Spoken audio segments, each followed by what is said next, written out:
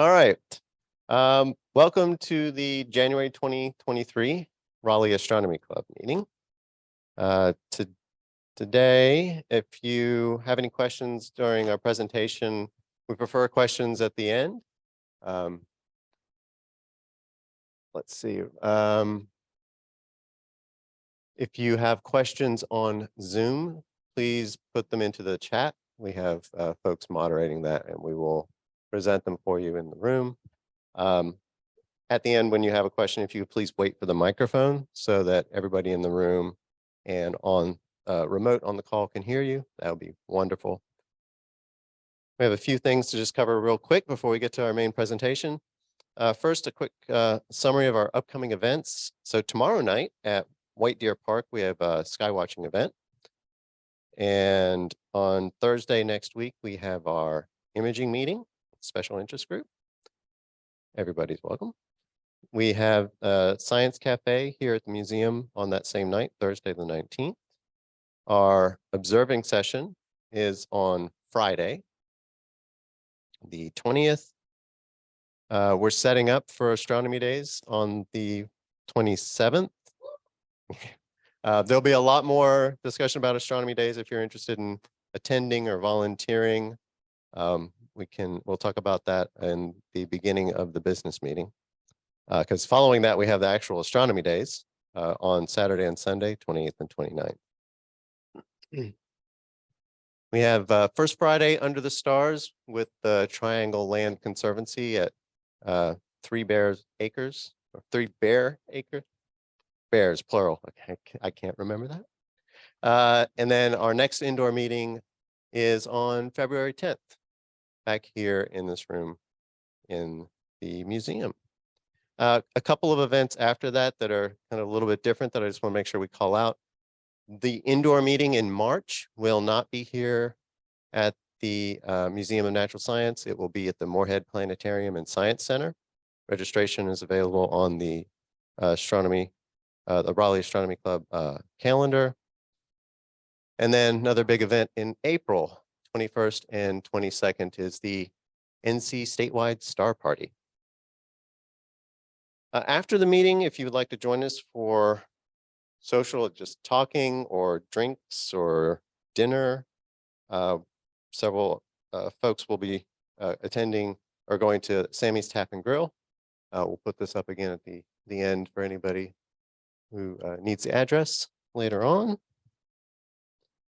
And tonight our main topic is the size of celestial things, apparent and actual. The celestial objects come in a variety of sizes, but they are so far away. How do we measure them? How do they appear in the eyepiece and our images? Our speaker tonight is Phyllis Lang, a RAC member, and she's a longtime visual observer and a member of Raleigh Astronomy Club. She currently uses binoculars and 2 Dobsonian reflectors to view celestial things.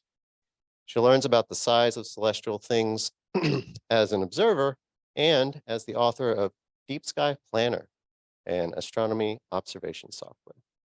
And I will hand it over. Thank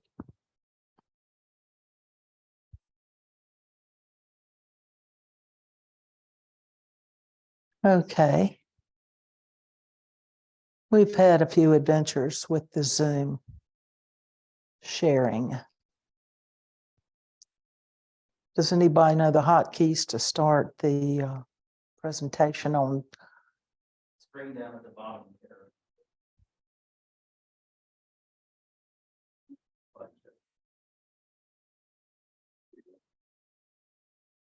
All right. So, are we good? We are good. All right, so good evening all, and I apologize for the technical challenges. But yeah, I wanted to talk about the size of celestial things because it occurred to me probably in about November. I don't know why I was thinking about it, but it occurred to me that we've got a lot of new telescope users in the club. And those people could be as confused about size especially in the eyepiece, as I was. And I also think that I know some things about size information that might be useful to imagers. And so I decided to put this together and share with you tonight. So this first slide, you can see the comparative sizes of the planets. And as you can see, some are rather large, some are small, but that's not the way they would look in the eyepiece, for sure. And that's got to do with distance. But notice how definite the edges are, as opposed to some of the things we're going to talk about soon, where the edge of a thing is really kind of hard to determine. It's not a nice, hard, defined size like we see here with the planets. And this is courtesy of NASA. They come up with beautiful, beautiful graphics. So, yeah, actual size. This is what we usually mean when we say size. So the actual size of a planet or a galaxy or a nebula. The problem is that getting the actual size of a thing is really hard because you can't go and measure it with a tape measure. It just doesn't work that way. So what we have to do instead is observe the thing and measure how big it looks to us, and then determine how far away the thing is. And then we can just use high school trigonometry to figure out how actual size is. There are some tricks there with the deep sky objects, but for the closer things like the moon, I don't know how many remember that the Apollo astronauts put a reflector on the moon so we can fire a laser at it and determine within millimeters how far the moon is. That experiment is still running today. Sort of mimicking that experiment, we have 2 reflectors on different instruments at Mars. The thing is, we don't have anything to receive the reflection. We don't have a LiDAR transmitter and then receive the reflection. We don't have those yet. So once we do build those facilities, we'll be able to tell the distance to Mars extremely accurately. I think I read that the Arecibo dish had been planned to have one of these LiDAR facilities to measure the distance to Mars. But as we know, the center of that radio telescope fell. And I think that the National Science Foundation has decided not to refund it. So I'm not sure what is going to happen with a LiDAR send receive station. I don't know what's going to happen with that on Earth, but oddly enough, the equipment is on Mars and ready to do the experiment. Well, some of the other planets that are more distant, we do use radar to determine how far away they are. Now, this accuracy won't be to millimeters, but it will be very good accuracy. So we can determine some actual sizes and distances with the planets, sun and moon. However, my desire is to know about deep sky objects. I enjoy observing those. They are much further away. And I can see that some of you know about this QR code, but I'll get there in a second. The deep sky objects that interest me, and even from the beginning of when I began to observe, they always interested me. I would open a beautiful monthly magazine and I would see these beautiful pictures. And I thought, gee, I want to see that in my telescope. Problem is, those deep sky objects are much further away and they're big. So if they're big, but they're further away, we have a problem. We need a measuring stick for that, but we don't have one. But there are some techniques, and the QR code will lead you to a really nice article about the techniques we use to determine how far different types of deep sky objects are. Okay, so that fills in slot number 1. How far is it? But we now need slot number 2, which is how big across is it? And then we can figure out how big it should look.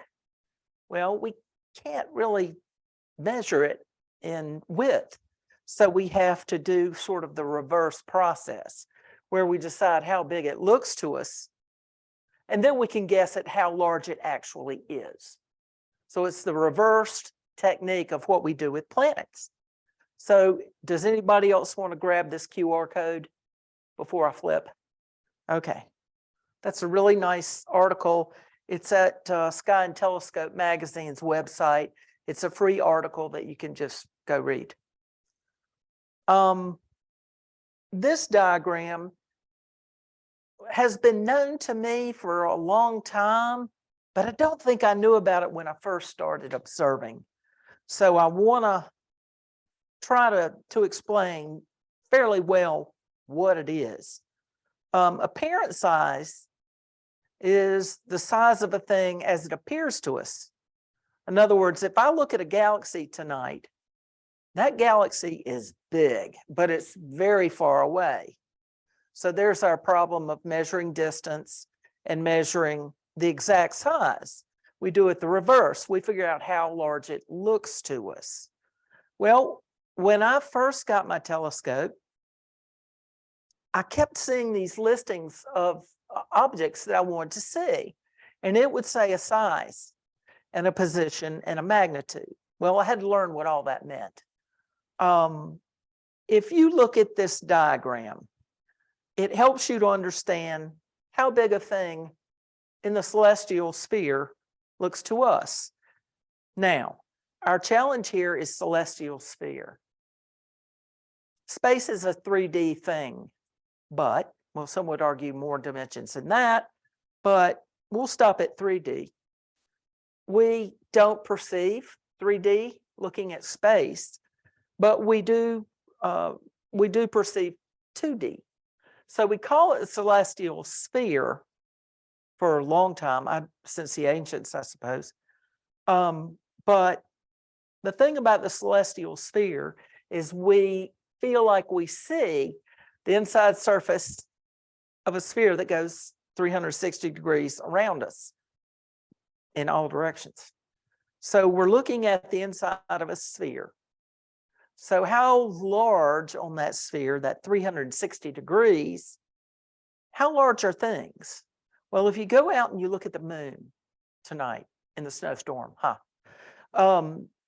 you would find out that the moon is about a half a degree wide.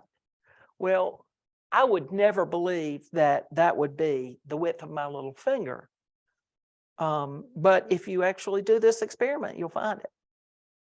I have many times used the 10-degree estimator, especially with horizon, how much altitude that object has at the moment as compared to maybe how high it's going to get tonight.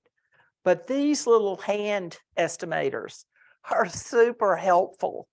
They will not be super accurate because my finger is a lot smaller than probably everybody on the front row, but my arm is shorter.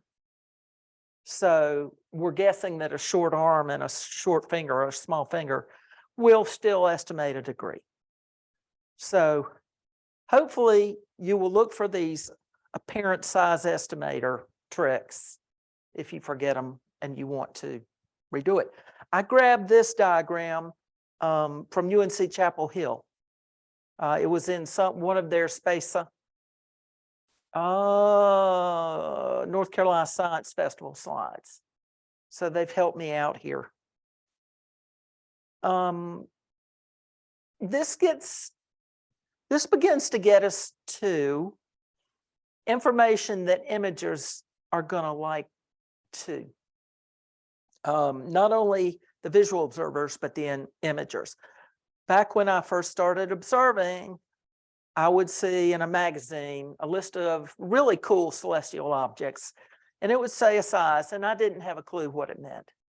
So nowadays we have the internet, we have books.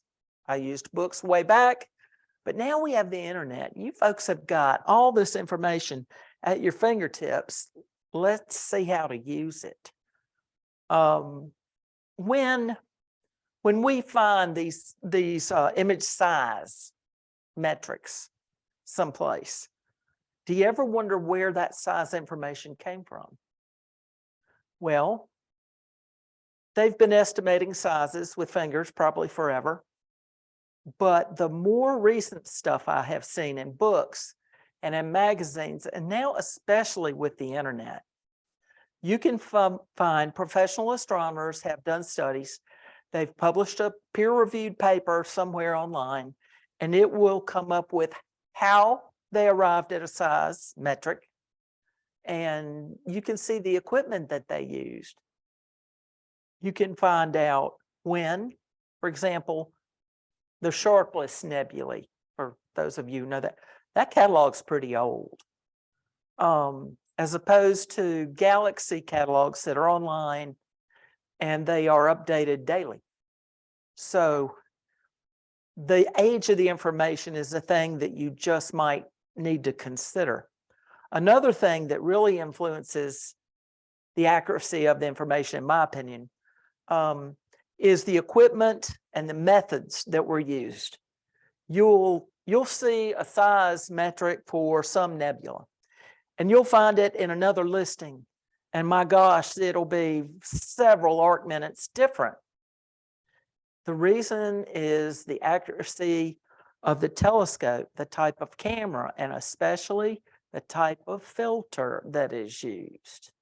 Now, we all know a newer telescope that's above the atmosphere is going to do a lot different job than the one in my backyard.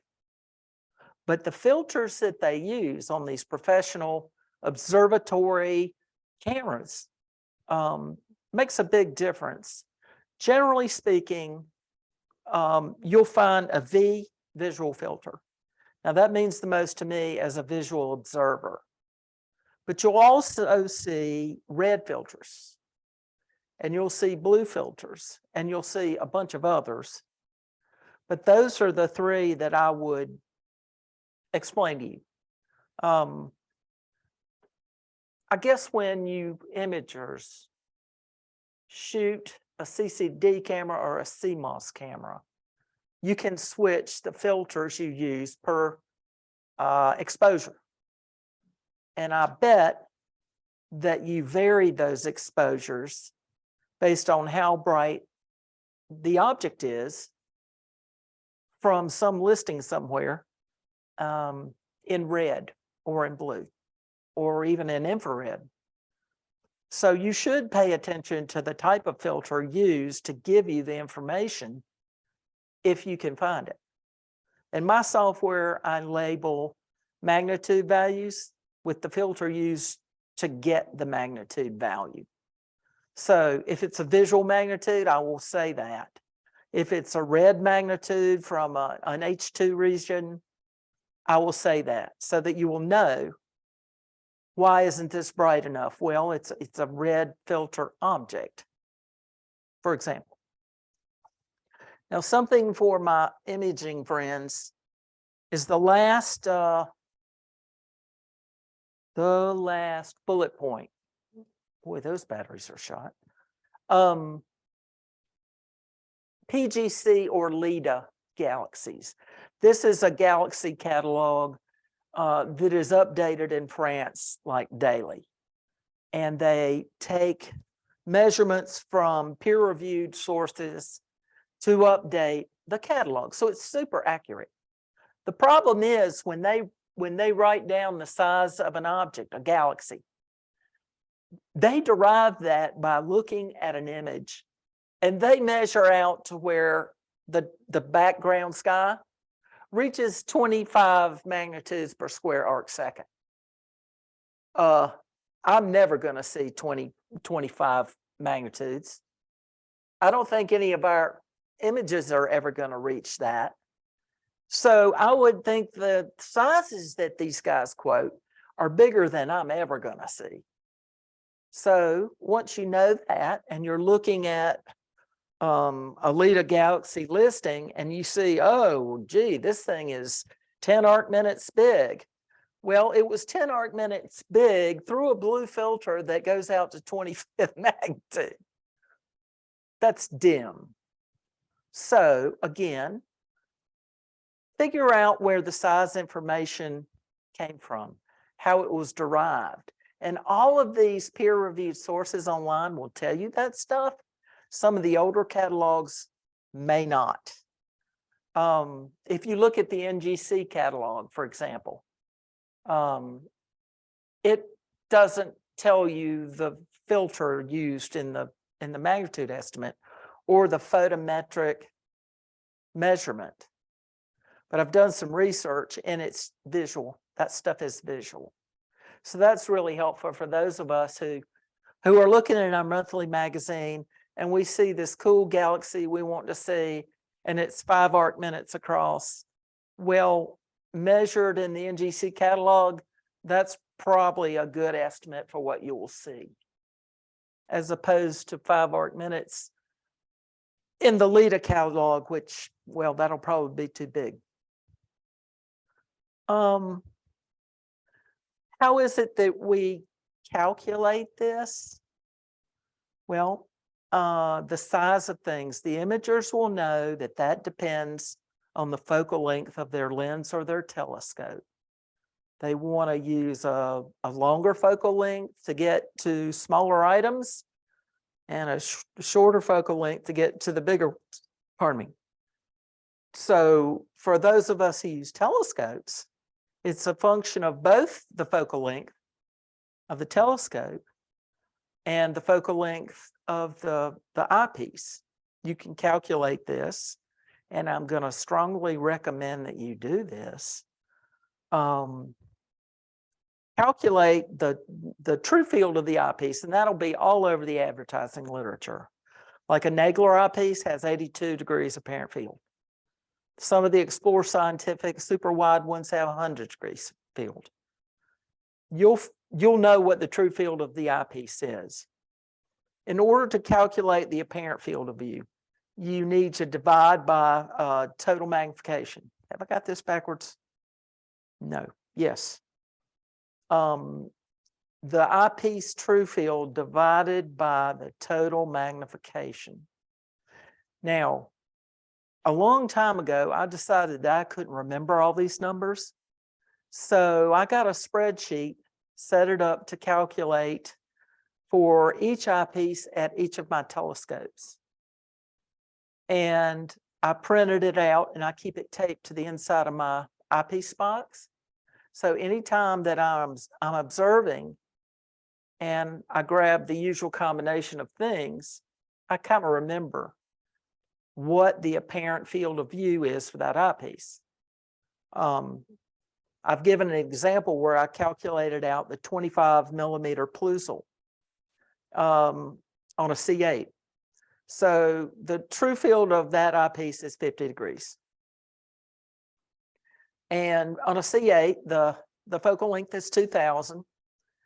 And I divided by the 25 millimeter focal length of the eyepiece.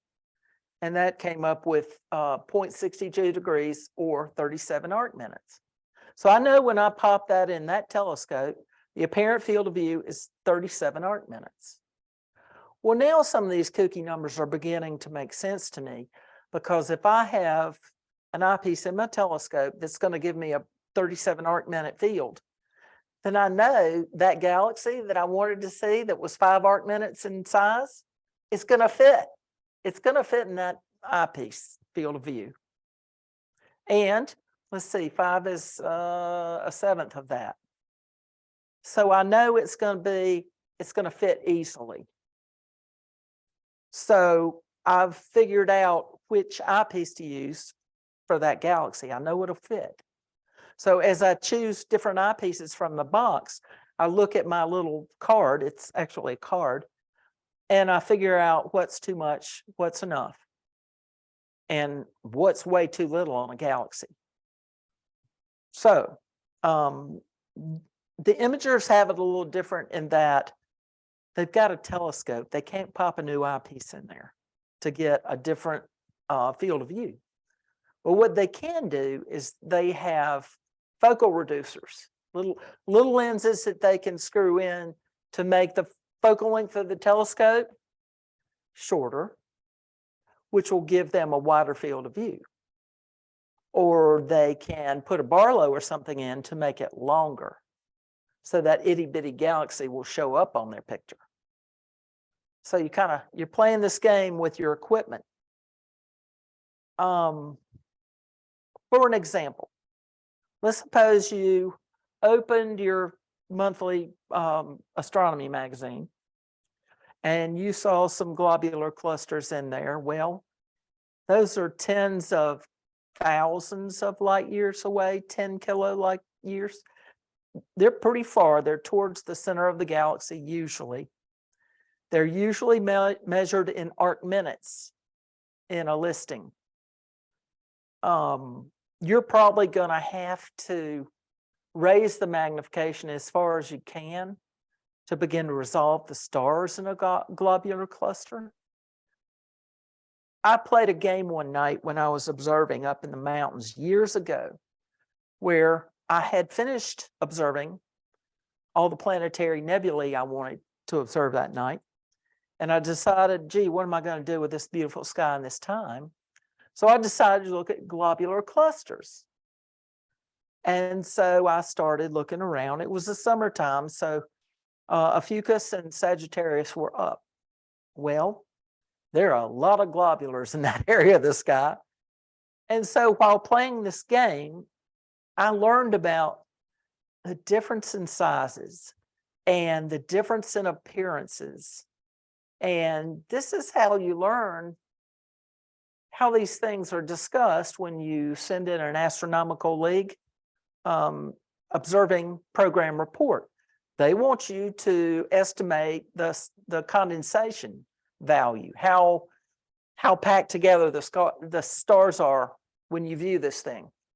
How big do you estimate that it is? And so with globular clusters that night, I learned this stuff. All of them look different. The stars sprinkled across the eyepiece field were incredible. There were some different colors, but mainly the condensation of them, the packedness of the stars varied greatly from cluster to cluster. Some were smaller, some were light, dimmer. It was really a great test. And it was to be done in the summer, that's for sure. Open clusters, another type of object, they're tens of thousands of light years away. They're usually measured in arc minutes. Now, we have some variety here because some open clusters are quite close to us and appear larger. Some of them are further away, but we don't see these in other galaxies. They're just not bright enough. Globular clusters, people do see those in the Andromeda galaxy, for example. They're harder, they're dimmer, they're smaller. But with open clusters, we can't see them, but we can see them in our galaxy. And if you have a refractor, boy howdy, this is the type of object for you. They don't require a lot of focal length and they don't require a lot of aperture, so a smaller scope is good. But oh my gosh, with a refractor, you don't have the color games if you have an apochromatic. I spent a night observing with a club member some years ago, Chris Moore, and he had a Teleview 105, seems like. Oh my gosh, we had a blast. And all we did was look at open clusters. They were so pretty and they were so varied in size and the colors. And one of my favorite objects to observe with a bigger scope would be the Pleiades, which is an open cluster. Because as you look at some of those stars, you see some of that blue nebulosity around them. And I think that is super cool. I never knew that stuff was there until I saw it one night. And now, with the help of our imaging friends, we see people's photos that capture that beautiful blue nebulosity along with the white stars. Up, come back. So now what? We know a few things. We skipped a slide. We did. Nebulae. Boy, before I had my telescope, I would see these pictures in magazines and books of nebulae. And oh, I wanted to see those. They were really pretty. They're tens of thousands of light years away. They come in a variety of types. The bright, diffuse nebulae, they're usually measured in arc minutes. Those are things like the Orion Nebula. And well, there are quite a few others. There are reflection nebulae. They're generally bluish in color. The bright nebulae are often red in color. I really enjoy looking at planetary nebulae, but they're teeny tiny because they're stars that blew up. And they're far away and they're small, so they look small. Now, the problem with planetaries is they don't last so long like a galaxy or something. They last maybe 10,000 years.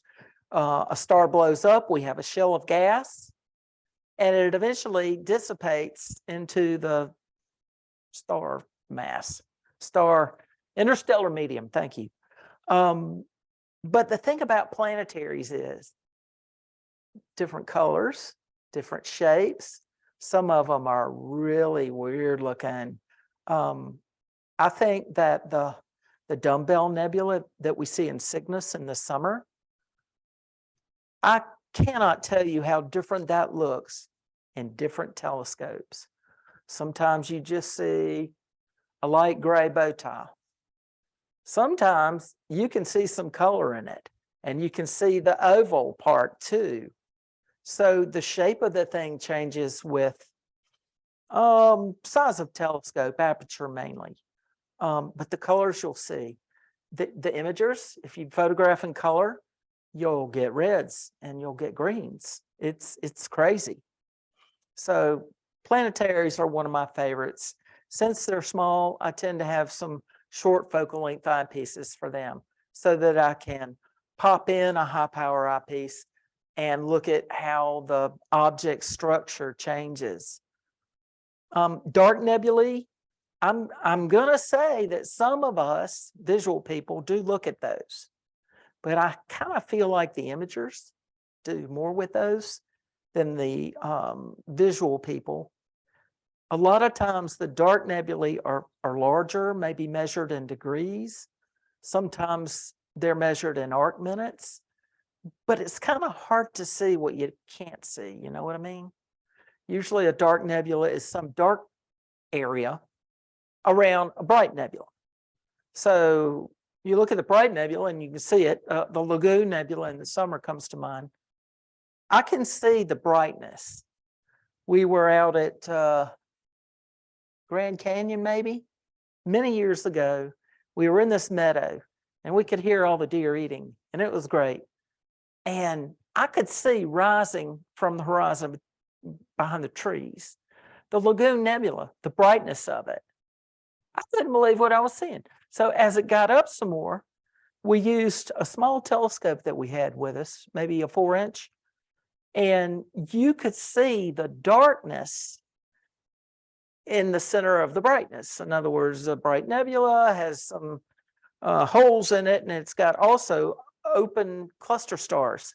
So this is kind of a threefer. You get three things at once. But generally dark nebulae, let's say the Horsehead Nebula, that's a lot bigger than I ever thought it was going to be. And the imagers love that one. So dark nebulae, yeah.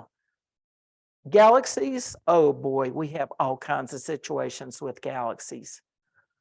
When I'm looking in the beginning of my observing and I see a beautiful picture in a book of the Andromeda Galaxy, my goodness, that thing's beautiful. I want to see it right now in my telescope. So I go out and it's not big and huge and colorful and beautiful like the picture. So what I learned was that was one of the biggest galaxies we have. It's one of the brightest galaxies we have. But the other galaxies out there, most of them are in arc minutes. Some of them are in fractions of an arc minute. They are a very deeply studied lot of objects. So I mentioned the LIDA catalog. That data is updated all the time. And it's because this lot of objects is changing. People are studying it all the time because they can be small. They usually require some magnification. What you'll find as you look is that the galaxies, they can be rotated in the sky. They can be different kinds of galaxies. Maybe they're spirals. Maybe they're elliptical balls. Maybe they're irregulars. As you begin to look at galaxies, you'll see different structures and you'll see wildly different sizes. Teeny weeny ones that just don't show you much. Great big ones like the Andromeda Galaxy. One of my favorite binocular objects is the galaxy M33. It's turned to a space-on.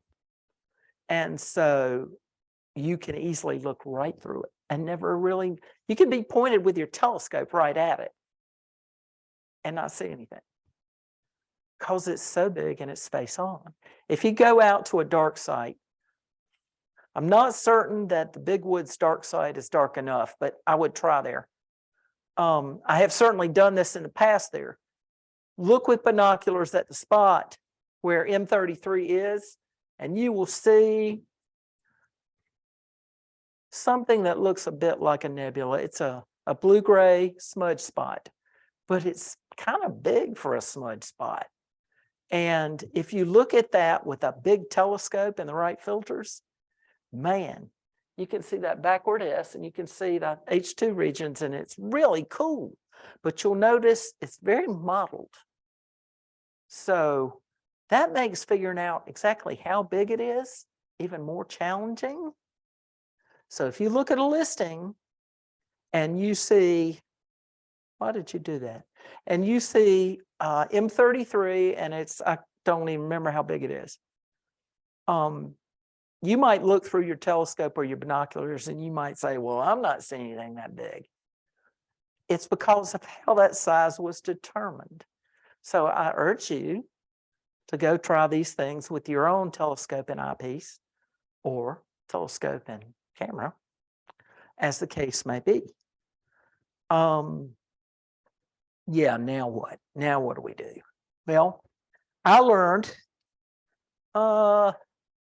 as time passed, I learned to figure out what the field of view of my telescope and eyepiece combination would be. And that was just arithmetic with a spreadsheet or a pencil or something. I do have a couple of Barlow lenses, so I do calculations that include those. And I keep that card inside my, my eyepiece box. I've got two eyepiece boxes. One I usually take with one telescope, one with the other, and there are calculations for each. So I learned those things, and I learned to guesstimate in my eye what fraction of that eyepiece field of view, that thingy, really is occupying. And that's how in the Astronomical League observing programs, they'll tell you to sketch, or they'll tell you to report what you observe. Being able to tell how large the thing is as a proportion of your eyepiece field of view helps a whole lot with figuring that out. Because if you put in a low power eyepiece and you've got a wide field of view in there and you got this itty bitty galaxy, you can't estimate that. You've got to get it closer to filling the field of view of the eyepiece. to make a decent guess. And then the last thing is what I said earlier. You should know where that information came from in your observing list. If you're expecting to go out and see, you know, a half-degree size galaxy, and you look in your eyepiece and you just don't see that, you see a little bit of something, well, you need to figure out why. Are you looking at the right thing? Or did the kid that just came and looked through your telescope stick his finger in the middle of your eyepiece? There's got to be a reason. And I kind of like to know what to expect when I look. And if I'm not seeing what I thought I should expect, I like to try to figure out why. You could have something wrong with your optics. You can have dew on a lens or an eyepiece. There are a lot of reasons. You can save yourself some time if you find that dew on your eyepiece. This is the candy at the end of the show. Let me grab that. Who has been out to see the comet? I guess Jim Presley named it Comet Zwicky. Oh, sorry. Sorry. Let me blame the correct person. Right. The morning clouds have been awful. There is a photographer in Austria that Mark follows pretty regularly on spaceweather.com. And he posted this photo this morning. His name is Michael Yeager. And he does a lot of his work with an 11-inch RAC telescope. Well, he added to his unbelievable image some material he also gathered with a Leica 280 millimeter camera and a Nikon camera. Sorry, Leica 280 lens. And I guess he layered the pictures together rather carefully, I guess. But everybody needs to go out in the next week or so and see if you can see this guy. He is quite green, apparently. The Comet, if you look in your telescope, the Comet is about 9 arc minutes across. So here again, we wish we knew which eyepiece gave what field of view. You'll find that if you use an eyepiece that gets you down that low, you won't get to see that beautiful tail. So you need to take a few looks at a few different magnifications. For those who don't know, the sort of fan-shaped diffuse area, my laser pointer's not working, so I'm going to do this with my hand. This diffuse area that's pointing down towards the bottom of the picture, that is dust. That's the dust tail, and it's pretty fan-shaped. That's typical. You see a little bit of color in that, yeah? The other tail, the stream that you see going above the dust tail and going all the way to the edge of the picture is an ion tail. So that is ionized gas being pushed away from the head of the comet by the solar wind. Now, it seems like some comets, we don't get much of one tail or the other. Some comets, we get a lot of each. They all vary. Comets are like cats. You never know what they're going to do. So he took this in his backyard in Austria. Good grief, you got to be kidding. Anyway, if you want to sort of keep an eye out for his photos in the next 2 weeks, go to spaceweather.com and see what he's up to, because he does some unbelievable stuff. Okay. Yeah, we were talking about size. The head of the comet, the green, bright light, is 9 arc minutes. That ion tail that goes all the way across the image is over 2 degrees long. That's why he had to use the 280 millimeter Leica lens and a Nikon camera. That stuff was so big it wouldn't fit in his RAC rig. So he had to take two separate pictures and merge them together just to get that much tail. And it goes off the edge of that. So it's really doing it right now. The comet itself reached aphelion yesterday, perihelion, yesterday, and it will be coming from near the sun. It will be coming up towards us. It will reach its closest point to the Earth on February the 1st, and then it will keep going out into the way yonders. So Doug had a wonderful piece on Channel 17 the other day talking about the comet and when you could see it, and that it's been 50,000 years since it's come by. Wow, that's cool. It's a long-term comet. You won't see this one again, probably. So get out and have a nice look. Do I have any questions? Anything, Doug? Mike?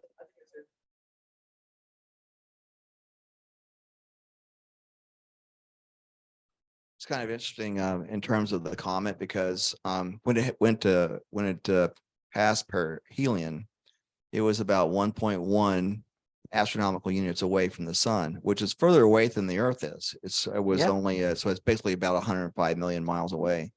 But when it passes us at its closest point on February 1, it'll only be 2.6 million miles away. So it'll be, as far as astronomical objects go, it's going to be really close to the Earth.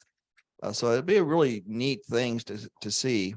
I just looking at the star chart, it doesn't look like it's going to be really visible until about the 26th. I don't know. I would say just go out and try to find it. But 26th of February of January, it should be pretty visible, low towards the bottom of the bowl, the Big Dipper, and then kind of moving up towards Polaris every day. But you're going to be fighting the moon. The moon's going to be probably about 33%, I think, on the day of on the 26th. But by the time it gets to the 1st, it's going to be almost full. It's going to be probably a couple of days before turning full. Yeah, it's not going to be optimal. Yeah, but definitely, but our morning clouds have been even less optimal. Yeah. Well, the other thing too is it's an early evening comet, so you can see it, starting about 8 p.m. As it's traveling up. So I definitely encourage everyone to get out and see it. It'll be great. Now, for those of you who go out with your telescope to look at this comet, don't expect to see that tail going 2 degrees across your eyepiece, because that's very diffuse. And I didn't write down how long he exposed to get that image, but it won't look that bright to you in your eyepiece. It'll be a shorter tail, and the coma will definitely be visible, and it might be green to you. That would be a very interesting thing to know, whether it looks green in your small telescope, medium, big, whatever. Be interesting to know. Any others? Yes. Yeah. Hi, Phyllis. You mentioned earlier the Leica LIDA catalog and the PGC catalog, the Principal Galaxy catalog. Are they the same catalog? They are now. Okay. All right. They are now. Yeah. Years ago, it was just PGC. And then,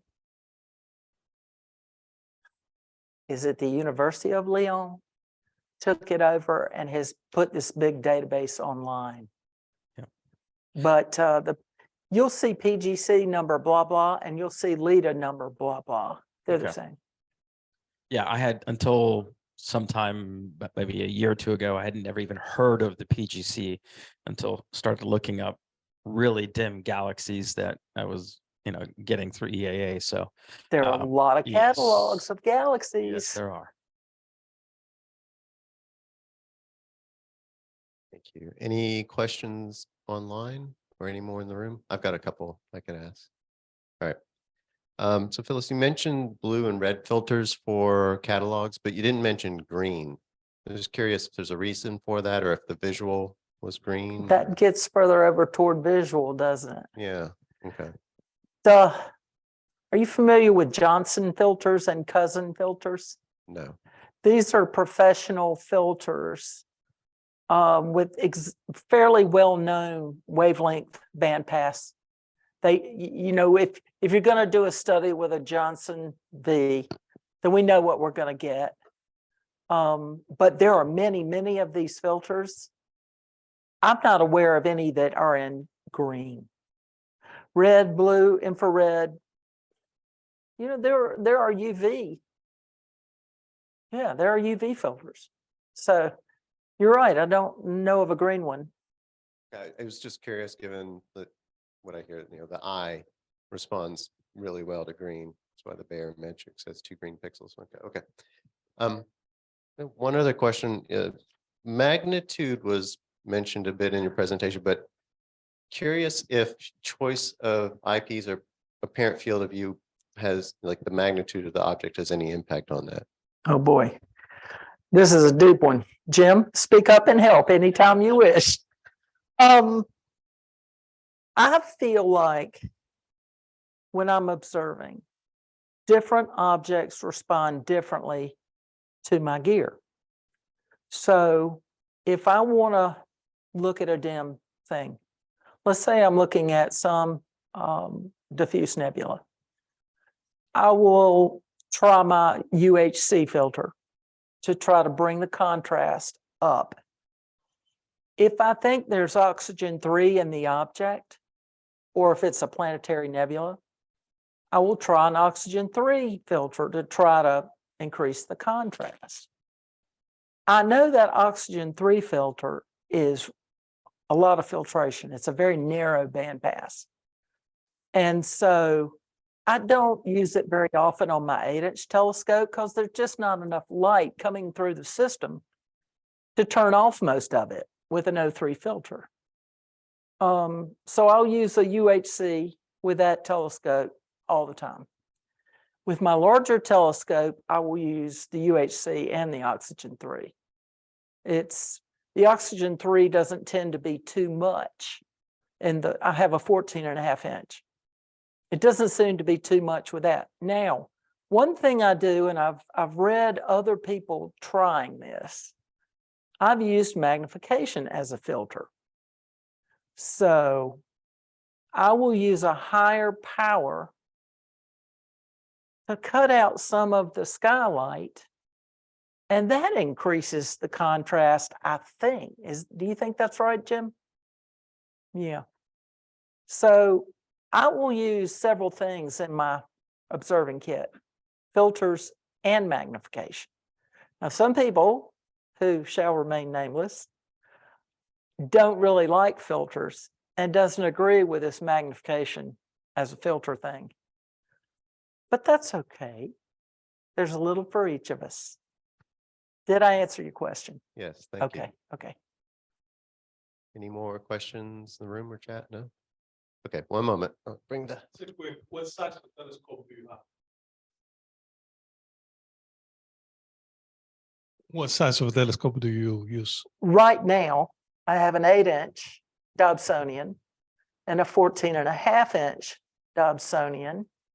And I think I forgot to mention my little solar telescope. What's it? 90? 80?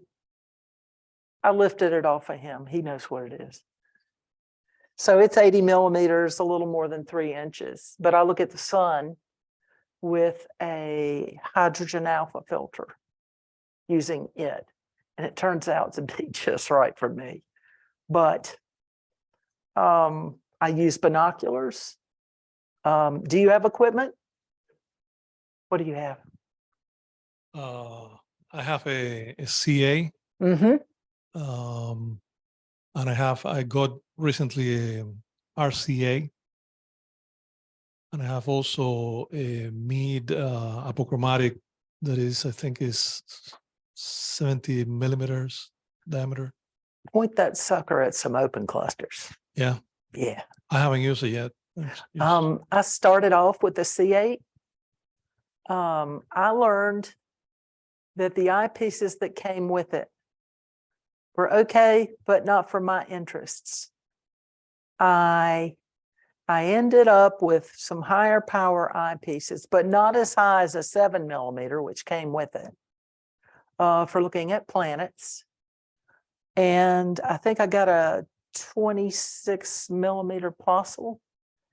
I decided to go with a 24mm wide field. I felt like the image was crisper. And if I put a UHC filter on it, it was allowing enough light through to make me happy. So I did that. I got some other combinations, but that's what I did mostly, a 12mm and a 24mm is what I used mostly. But you've got things covered real well. You ought to be able to play with your toys and have great fun. Yes, it has. It's been terrible for us, and it's been terrible in the UK too, I hear. We just have lousy weather. It needs to go away. Anyone else? Nope. All right. Okay. Thank you very much, Phyllis.